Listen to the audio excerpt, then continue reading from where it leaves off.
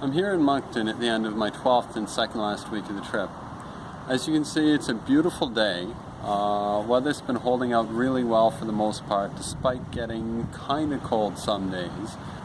It was kind of sad saying goodbye to my sister Vanessa in Quebec City and like leaving into the cold on my last leg of the trip.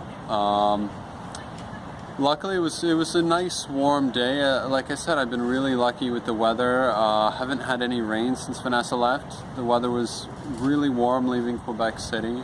Sort of like today, maybe 15, even up to 20. Had another day kind of like that, and then had some pretty cold weather. I'd planned on the stretch from Quebec City to Moncton to be kind of my last challenge or push section of the trip. I guess it just kind of approximated that it was like about 700 and that seemed about 150 a day. But the first day out of Quebec City, I planned not to go quite so far. And yeah, I didn't really think it through that left me 4 days to go, about 700 kilometers. So averaging like 170, 180 a day when the days are so short. Certainly has been a push. Really nice trails, terrain very easy through Quebec. In New Brunswick, the Trans-Canada Trail is kind of interesting. Most of that, it was the trail was just on like a regular highway, and there was a sign maybe every 5 or 10 kilometers.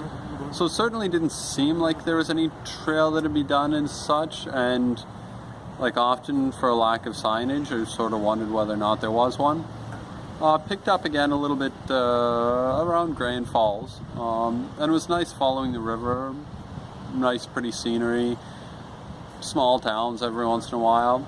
I left that in Heartland to take, I guess, a shortcut. Google Maps indicated on like an old rail trail or trails and stuff, but ended up on several like dead-end trails. Had like 20-30 kilometers of detour, which was up like medium steep hills, so that put me back a lot getting to Fredericton. Got into Fredericton as it was getting dark, ended up deciding just to camp there. And then yesterday was the most challenging day of this half of my trip, I guess. Woke up at 5:45 in the morning. Still very dark out. The sun's getting up about 8 in the morning. And it was about 0 degrees until like 8:30 when we started getting to single digits. And yeah, kind of cold until like 10 or 11. It was the first day I tried out toe warmers and glove warmers. They worked wonders, so I'm gonna do that for the like next couple of pretty cold days. It was also pretty cool. I'd looked at the science behind it with Doug and like some of his videos. I'll put a link to Doug's videos using hand warmers here.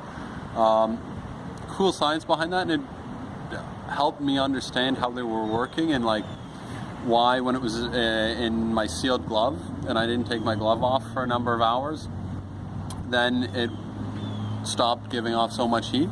And if you take it out and expose it to the air, then oxygen can get in again and start reacting with the iron again, so then it'll heat up once more. And if I hadn't understood that, you know, the active part of foot warmers is iron rusting in the presence of oxygen, I wouldn't have thought to do that, or like wouldn't have really understood that. So thanks, Doug. And yeah, so yesterday got into Moncton as the sun was setting. Like it was a full pre-sunrise to sunset day to go 180 kilometers, which I wouldn't have thought I would be able to do this late in the year, just with the length of the day. Like it's not like when I was going across the prairies. I had like 2 or 3 more hours of sunset a day, so it's, you know, doing 200 kilometer days isn't too challenging in those conditions. But this morning saw an activity with Maxime, Danielle, and Pascale from Let's Talk Science, or French Parlons Science. It was the first video of an activity that I've gotten the chance to film in French, so I was very excited for that. Also the first time where it was done in front of a live group of kids, or done with kids. It was really cool to be involved with kids, get some footage of kids. Caught up my lateness putting stickers on my bike. when we were showing them my bike, and I was showing them the stickers of all the provinces I've been through, and I stopped putting stickers on in Ontario because I so much disliked biking through Ontario. I was gonna leave that like as a whole. It was cool having these kids help me put the stickers on. A lot of it I did myself, and you'll see the last couple of stickers aren't that straight on my bike, but that's just part of the fun. So that was really cool. I came down to the river to see the Merci. I don't know the English word for that, but it's the tide coming in a big wave, because this is on the Bay of Fundy that has the world's biggest tides. And so when the tide comes in the river and it meets the current coming out, it comes in the form of a big wave, which sometimes people surf on the way in. So I came down here to check it out, filmed a little bit of that. Didn't turn out so good in a video, but I'll include some footage of that anyways. 2 hours after I filmed the wave coming in, and you can see the river is now full. So that was impressively quick for it to go up a couple of meters in height. Yeah, Fundy, highest tides in the world. Et je veux faire un autre grand merci à Maxime pour m'avoir accueilli ici, pas que chez lui, dans sa maison avec sa copine Nicole, mais à Parlons Science. Et c'était un des meilleurs accueils que j'ai eu. Et c'était vraiment des rencontres comme ça que j'ai cherché à faire en traversant ce pays. Donc c'est vraiment une façon parfaite de presque terminer le voyage. Merci à nouveau Maxime et Nicole et toute l'équipe de Parlons Science et de la garderie.